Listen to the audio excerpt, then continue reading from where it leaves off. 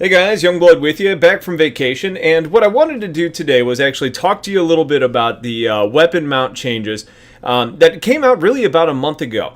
Now, Roberts had done a kind of a post basically letting us all know about the changes, but one, maybe you haven't had a chance to actually look at it yet, or maybe you read it and were just confused, because there is kind of a confusing topic. So what I want to do is try and make this as quick as possible, but also just use some simplistic images to hopefully kind of help explain this a little bit better.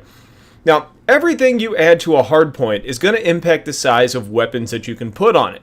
So I think the best way to do this is just to give you some examples.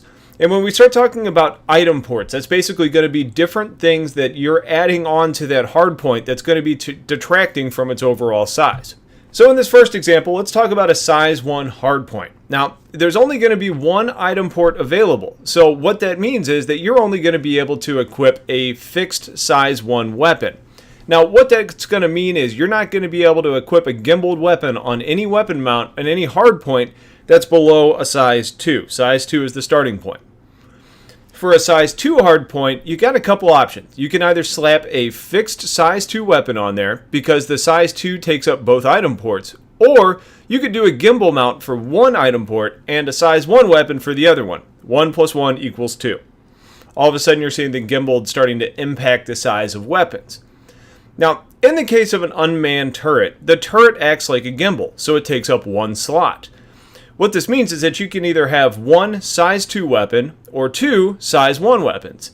Now, not every turret can equip just one weapon. In fact, we don't really see that in the game where it stands right now, but it's something you should be able to upgrade to in the persistent universe, or maybe even later in the arena commander lifecycle.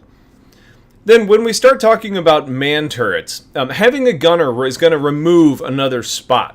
So let's say you have a size 3 hardpoint with a turret. Well, the turret is taking up one spot, then you have the gunner, which is the second spot, and then all you're left with is the ability to have one size 1 gun. 1 plus 1 plus 1 is 3. On something like the Retaliator, though, which is the example they gave in the post, you have a size 4 man turret. So the turret takes up one spot, the man takes up another, and both size 1 guns take up one slot each. So you get 2 guns, but it's only size 1. So 1 plus 1 is 4.